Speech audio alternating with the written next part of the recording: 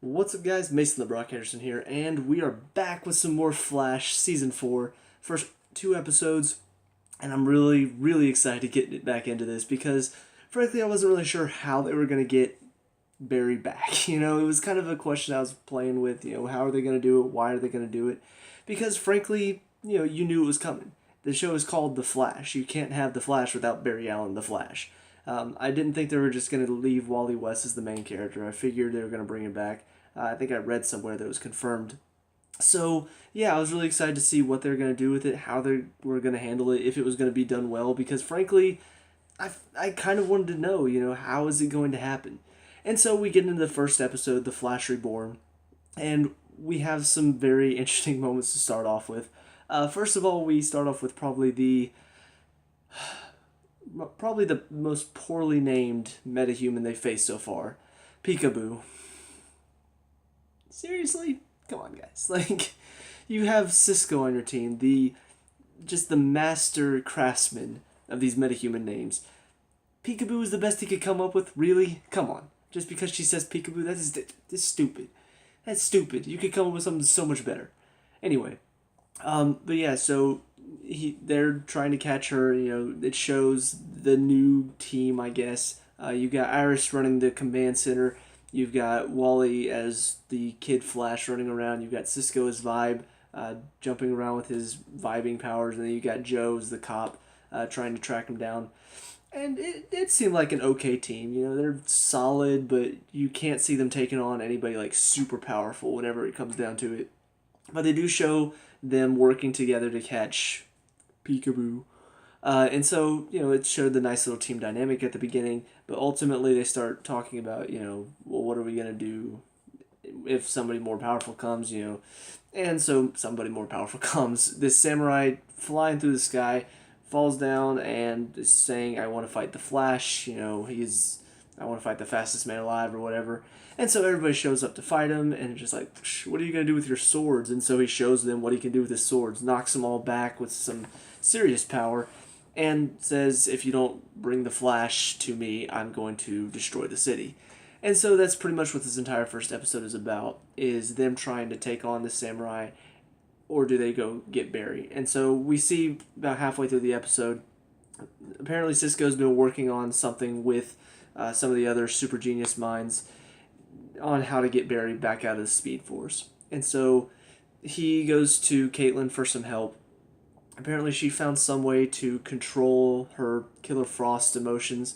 Don't know how, but it's one of a few mysteries that they've left us for this season. But anyway, he manages to get in touch with her. She helps him to power up the Speed Force bazooka and some sort of device that's supposed to lock in on Barry's signature, get him out, and then pretty much find a way to stabilize the Speed Force to where it won't, blow up the world without somebody in the little Speed Force prison. And so they go through with the thing. It's like, oh, well, it didn't work. But then we see it did work because Barry comes running out completely naked and apparently having lost his mind. And so we see him, scribbling on the walls in the CCPD. Not CCPD. No, it is the CCPD. And so they're trying to talk to him. He's not really responding. He's just babbling gibberish, pretty much. I did find it interesting, though. It sounds like he was quoting himself from the past. There was a line talking about what's Nora doing here, or something like that. There's a line about he killed her, I saw him, there's a man in there killing my mom. So it sounded like he was talking either through different people, because some of it didn't sound like anything Barry had said before, and then some of it sounded like things he had said in the past, either as a little kid or maybe, a few months ago, stuff like that. So I'm not really sure what all that was about. But ultimately, they're trying to figure out what can we do, what can we do, what can we do to help him, and they can't seem to find anything until the samurai attacks again. Iris just assumes, hey, I know, I'll throw myself into danger and he'll definitely come save me. Somehow it works. I kind of had a similar problem in Supergirl, where the girl whose mom has superpowers, she walks out into the middle of the street where there's this battle going on, thinking, oh yeah, my mom, she picked up a tower one time, so yeah, she'll come save me. this is a little girl, she's kind of stupid when she does it. Iris is an adult. This is just dumb. How do you know? Yes, they have a nice little conversation between her and Joe about having faith.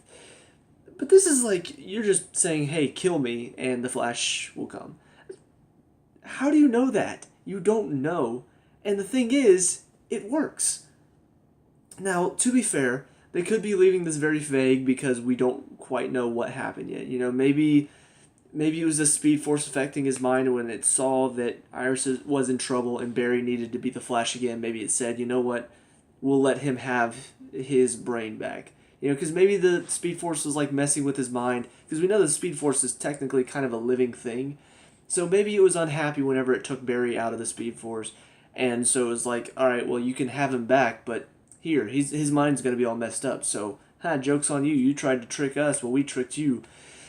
And so maybe that's why it was crazy. And then whenever it saw that somebody was in trouble and they needed Barry to be the Flash again, Speed Force said, well, here you go. You can be the Flash again because you're needed again. I don't know. I really do hope they explain it. I hope they don't just go, oh, it was because Iris is in trouble and that's all you need. It was because of love. I don't mind that if it's a campy kiddie show. But The Flash is not that. Yes, it can be campy and goofy at times, but it's not a kid's show. It is a show for young adults, some older. You don't want a kid watching this because they wouldn't get some of the themes. They can get some of the jokes here and there, but it's not something that kids are going to be like laughing at the entire time. It's got some dark stuff in it. So to have an idea like that, like, oh yeah, it was true love that woke Barry up from his brain damage, that's just stupid. The Flash is not known for doing that. It's typically been very good at explaining things and making sure that nothing is just, oh, because of love. There's always generally some sort of reason. So I look forward to seeing the explanation for that. I also look forward to seeing the explanation for how Caitlin managed to be Caitlin for a while. Because, like I said, that's kind of something to think about. What is going on with her? Why is her Killer Frost coming back out of her? And at the end of the episode. So a few different things thrown in there that are building up for the next season, as well as revealing the future villain for this season, which I do find very interesting. It's going to be the Thinker. I've heard a little bit about him. Honestly, whenever I saw like the design and the headpiece, I'm just like, is that Brainiac? But then he's like, I'm thinking. I'm like, wait a minute. There's a Thinker. I know that. So yeah, he's going to be the main villain, it looks like, which I do find very interesting because one of the biggest complaints I think I've seen about the show is the fact that they typically have a speedster villain every year to match up with your speedster main hero. And so it is kind of interesting to see this year it's not going to be a speedster, it's going to be the Thinker. That is a very interesting villain to bring up. I even would have taken Brainiac, that would have been very fun too. But anyway, just my brain going off on tangents. But as far as the first episode is concerned, that's about it. You've got Barry coming back from the Speed Force. You've got him with brain damage and then overcoming that, saving Iris. You've got Caitlin coming back to the team, dealing with her Killer Frost powers. And then you've got the reveal of the Thinker. And that's pretty much most of what you need to know. Little tidbit, though. Further proof that Peekaboo is not the best name you could have come up with. Cisco came up with the best name for that samurai robot. Why was there a samurai robot? Like, how did the Thinker come up with that? Anyway, but yeah, the very first name he comes up with is Samurai Jackass. Come on, like he's like, oh, that's a rough draft. I'm like, no, that's it. You've got it right there. That's brilliant. But anyway, yeah. So just throw it in there. Anyway, we get to the next episode, Mixed Signals, the second episode for this season, and not gonna lie, as much as I've complained about relationship stuff taking over shows, superhero shows and stuff like that in the past, Supergirl last season was god-awful because they focused so much on, oh, we got to fight about our problems, we got to talk about this, we got to talk about that, who cares about the criminal outside that's tearing out the world? No, we need to talk about us. As much as I complained about that stuff, it's not because I don't like it, it's because I feel like it doesn't do anything to further the plot. Here's the thing. This episode, it's done right. It is done in such a way that not only is it funny, Not only does it further the plot, it builds character, it kind of ties into what's going on at the moment. This is how you do relationship stuff. Take notes, Supergirl, because this is how you do it.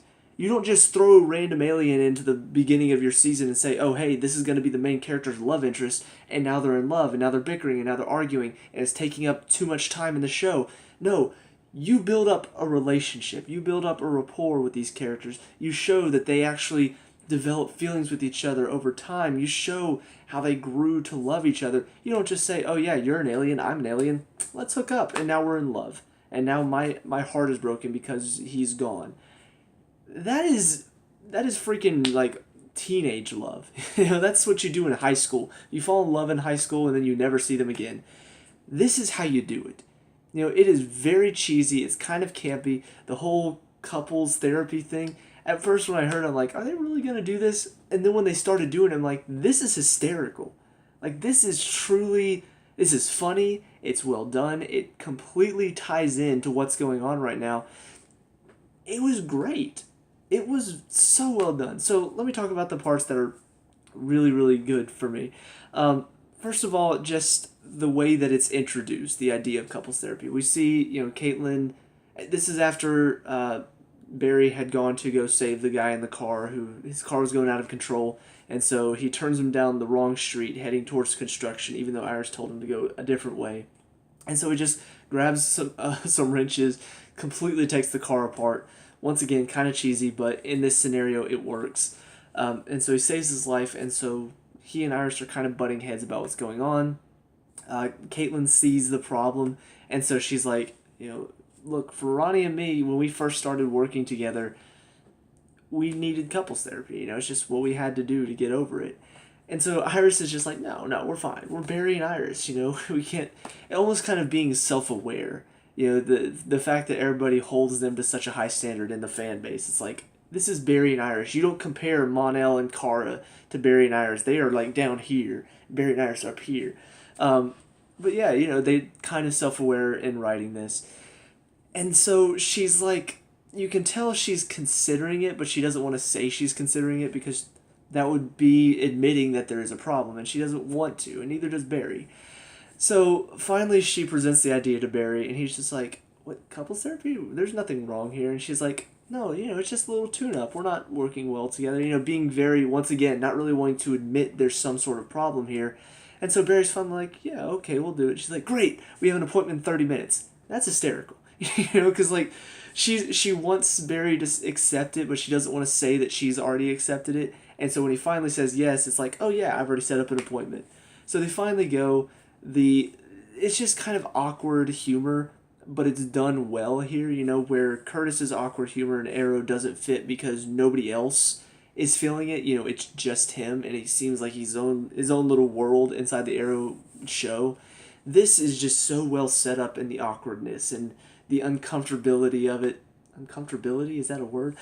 But yeah, you see, Barry and Iris are trying to talk about it. They're trying to talk about what's been going on without giving away that he's the Flash, and so anytime something comes up that is just, it sounds like something that isn't normal, look, Barry, we need to sort this out or people could die, metaphorically. That type of thing kept popping up. You cancel training, swimming, running, it's triathlon. It was just so well done. The writing in the scene was brilliant. It fits with them because the show has set this up before. Because it fits with the tone. It fits with their relationship.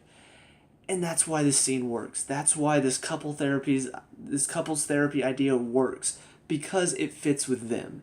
You go to these other shows, Arrow with Oliver and Felicity, it just didn't work because the chemistry wasn't there. With Kara and Mon-El, it didn't work because there wasn't enough time devoted to them actually falling for each other. It just kind of happened because, oh, he's hot and she's hot, so they're going to work together.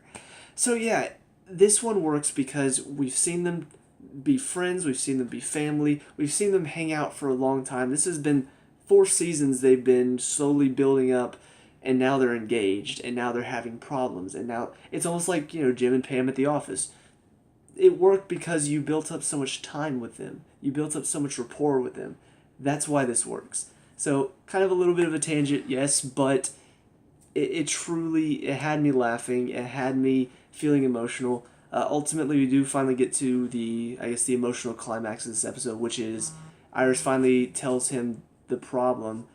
She doesn't know how he could possibly leave her, going into the Speed Force for 6 months. And so, finally do get to that topic, because frankly, it is something I figured they were going to talk about. Because even I was kind of feeling that at the end of last season. Why did he have to go? Why was it him? Why did he feel like he was the one that had to leave? You're leaving your fiance, you're leaving your pretty much adopted father, you're leaving your adopted brother, you're leaving your friends. I mean, why did it have to be you? And so they finally get to that, and they finally talk about it. So it's very well done scene, very well set up. Aside from that, we see Cisco and Gypsy kind of having a little bit of a thing. Gypsy wants to hang out with him. He keeps blowing her off because he's trying to figure out this whole Kilgore virus thing. And so finally, at the end of it, we find out that apparently this day was very special for her, so she wanted to hang out with him because it's their one day, their one soul plus one soul equals one soul together. So I don't know, it was kind of cheesy, it was kind of randomly thrown in there, but I like Cisco, I like Gypsy, so I'll let it slide. It didn't take up too much time. And then, of course, the main villain for this week's episode was Kilgore. You could hack into anything. Very well set up in how it opened up.